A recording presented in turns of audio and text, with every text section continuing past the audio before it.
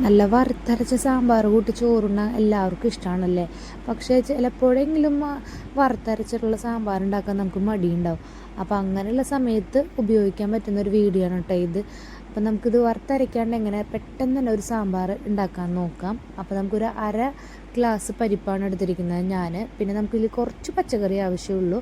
മെയിനായിട്ട് വേണ്ടത് ഒരു ഉരുളക്കിഴങ്ങും ഒരു 2 ക്യാരറ്റ്, പിന്നെ ഒരു ചെറിയ മത്തങ്ങയുടെ ഒരു കഷ്ണം. അപ്പോൾ പ്രത്യേകിച്ച് ശ്രദ്ധിക്കണം, മത്തങ്ങ എന്തായാലും മസ്റ്റാണ്. ഇതാണ് നമ്മുടെ സാമ്പാറിന് നല്ല കൊഴുപ്പ് തരുന്നത്. വറുത്തരച്ച് കിട്ടുമ്പോൾ നമുക്ക് നല്ല കൊഴുത്ത സാമ്പാറല്ലേ കിട്ടുക. അപ്പോൾ നമ്മുടെ സാമ്പാറിന് കൊഴുപ്പ് തരുന്നത് ഈ മത്തങ്ങയും ഉരുളൻകിഴങ്ങുമാണ്. അപ്പോൾ എല്ലാ പച്ചക്കറികളും നമ്മൾ ഈ പരിപ്പിൻ്റെ കൂടെ തന്നെ ഒരുമിച്ചിടുകയാണ്. പിന്നെ കുറച്ച് കറിവേപ്പിലയും കൂടി ഇടുന്നുണ്ട്. പിന്നെ നമുക്ക് ഒരു അര മുറി ഒനിയൻ സബോളയും കൂടി അരിഞ്ഞിടുക. പിന്നെ ഒരു തക്കാളി, പിന്നെ കുറച്ച് പൊടികളും കൂടി ചേർക്കണം. ഒരു 1/2 ടീസ്പൂൺ മഞ്ഞൾപ്പൊടിയും 1-1.5 ടീസ്പൂൺ മുളക് പൊടി, എരിവിനനുസരിച്ചിട്ടോ. ഞാൻ 1.5 ടീസ്പൂൺ മുളക് പൊടി ഇട്ടിട്ടുണ്ട്. പിന്നെ 1 ടീസ്പൂൺ മല്ലിപ്പൊടി ഇട്ടിട്ടുണ്ട്. പിന്നെ 1 ടീസ്പൂൺ സാമ്പാർ പൊടിയാണ്. അപ്പോൾ ഇഷ്ടമുള്ള സാമ്പാർ പൊടി എടുത്തോളൂ നിങ്ങൾ. ഇതെല്ലാം കൂടി നന്നായിട്ടൊന്ന് മിക്സ് ചെയ്യുക. പിന്നെ ഈ കഷ്ണങ്ങളൊക്കെ ഒന്ന് വേവാൻ വേണ്ടിയിട്ടുള്ള ഗ്ലാസ് വെള്ളം. അപ്പോൾ 2 ഗ്ലാസ് വെള്ളമാണ് ഞാൻ ഇവിടെ ഒഴിച്ചിരിക്കുന്നത്. പിന്നെ 1 ടീസ്പൂൺ വെളിച്ചെണ്ണയും. അപ്പോൾ വെളിച്ചെണ്ണ ഒഴിക്കാൻ മറക്കരുത്. 1 ടീസ്പൂൺ വെളിച്ചെണ്ണയും കൂടി ഒഴിച്ചതിന് ശേഷം എല്ലാം കൂടി ഒന്ന് മിക്സ് ചെയ്ത് നമുക്ക് അടുപ്പത്തേക്ക് വെക്കാം. അപ്പോൾ എൻ്റെ കുക്കറിന് ഒരു 2 വിസിലാണ് വേണ്ടി വന്നത്. അപ്പോൾ 2 വിസിലും അതിൻ്റെ ആവിയും പോയി കഴിഞ്ഞപ്പോൾ എല്ലാ കഷ്ണങ്ങളും പരിപ്പൊക്കെ നന്നായി വെന്തിട്ടുണ്ടായിരുന്നു. അതിന് ശേഷമാണ് ഞാൻ ഇതിലേക്ക് മുരിങ്ങക്കായ ഇട്ട് കൊടുക്കുന്നത്. മുരിങ്ങക്കായ അപ്പോൾ മുമ്പ് ഇടരുത്. ഇട്ട് കഴിഞ്ഞിട്ടുണ്ടെങ്കിൽ അത് ആകെ ഉടഞ്ഞ് പോയിട്ടുണ്ടാവും. അപ്പോൾ മുരിങ്ങക്കായ അതിൽ കിടക്കുന്നതും പിന്നെ ഇടയ്ക്ക് നമുക്കത് കഴിക്കുമ്പോൾ ആ കോലെടുത്ത് ഇങ്ങനെ ചപ്പി കഴിക്കുന്നതൊക്കെ എല്ലാവർക്കും ഇഷ്ടമുള്ള കാര്യമാണല്ലോ.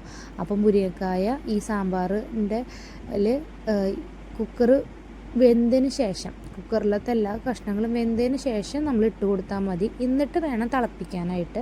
അപ്പോൾ അതിലേക്ക് നമ്മൾ ഉപ്പും കൂടി ഇടുക. അപ്പോൾ നമ്മൾ മുമ്പ് ഉപ്പിട്ടിട്ടുണ്ടായിരുന്നില്ല. അപ്പോൾ ആവശ്യത്തിനുള്ള ഉപ്പ് ഇടുക.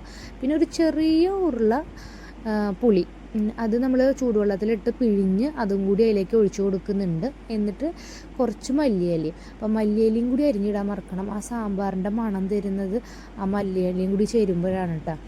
അപ്പോൾ അതെല്ലാം കൂടി ഒന്ന് ഇളക്കി നന്നായിട്ടൊന്ന് മിക്സ് ചെയ്ത് വയ്ക്കുക. പിന്നെ ഇങ്ങനെ തിളച്ച് വരുന്നതിൻ്റെ ഇടയിൽ തന്നെ ഈ മത്തങ്ങയുടെ 2-3 കഷ്ണങ്ങളില്ലേ, പിന്നെ ഉരുളൻകിഴങ്ങൊക്കെ ഒന്ന് ഉടച്ച് കൊടുക്കാൻ നോക്കുക. എല്ലാതും അങ്ങനെ ഉടയ്ക്കേണ്ട, കുറച്ച് ഉടച്ച് കൊടുക്കുക. അപ്പോഴാണ് ആ സാമ്പാറിൻ്റെ ആ തിക്നെസ് വരിക. നല്ല കട്ടിയായിട്ട് ഇരിക്കും.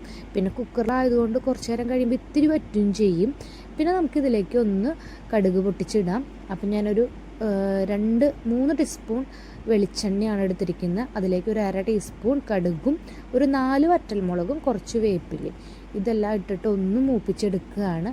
എന്നിട്ട് നമ്മൾ തീ ഓഫ് ചെയ്തതിന് ശേഷം, ഗ്യാസ് ഓഫ് ചെയ്തതിന് ശേഷം മാത്രം ഒരു 1/2 ടീസ്പൂൺ സാമ്പാർ പൊടിയും കൂടി ഇടുകയാണ്. ആ സാമ്പാർ പൊടി ഒന്ന് മൂത്തിട്ട് ആണ് നമ്മളതിലേക്ക് ഇടുന്നത്. പിന്നെ കാര്യം മറക്കരുത്, തീ ഓഫ് ചെയ്തതിന് ശേഷം മാത്രം നമ്മളത് ഇടുക. അതും കൂടി അതിലേക്ക് ഇട്ട് കഴിഞ്ഞിട്ടുണ്ടെങ്കിൽ നമ്മുടെ സാമ്പാർ റെഡിയായി. ഇത്രയേ ഉള്ളൂ. ഇത് ഈ ചോറിൻ്റെ കൂടെ മാത്രമല്ല കേട്ടോ, നമുക്ക് നല്ല ഇഡ്ഡലിയും ദോശയൊക്കെ ഉണ്ടാക്കി കഴിഞ്ഞിട്ടുണ്ടെങ്കിൽ നമുക്ക് കഴിക്കാൻ പറ്റും. അപ്പോൾ പെട്ടെന്ന് ഉണ്ടാക്കാൻ പറ്റുന്നൊരു സാമ്പാറാണ്. അപ്പോൾ ബാച്ചിലേഴ്സിനൊക്കെ ഇത് പെട്ടെന്നായിട്ട് ഉണ്ടാക്കാം. ഒരു കുക്കറിൻ്റെ ആവശ്യമുള്ളൂ. അപ്പോൾ എല്ലാവരും ഒന്ന് ട്രൈ ചെയ്ത് നോക്കുക. എൻ്റെ വീഡിയോ ഇഷ്ടമായി കഴിഞ്ഞിട്ടുണ്ടെങ്കിൽ എല്ലാവരും ലൈക്ക് ചെയ്യുക, ഷെയർ ചെയ്യുക, സബ്സ്ക്രൈബ് ചെയ്യുക. പിന്നെ ഉണ്ടാക്കിയതിന് ശേഷം കമൻറ്റ് ബോക്സിൽ ഒന്ന് കമൻറ്റ് ചെയ്യണേ.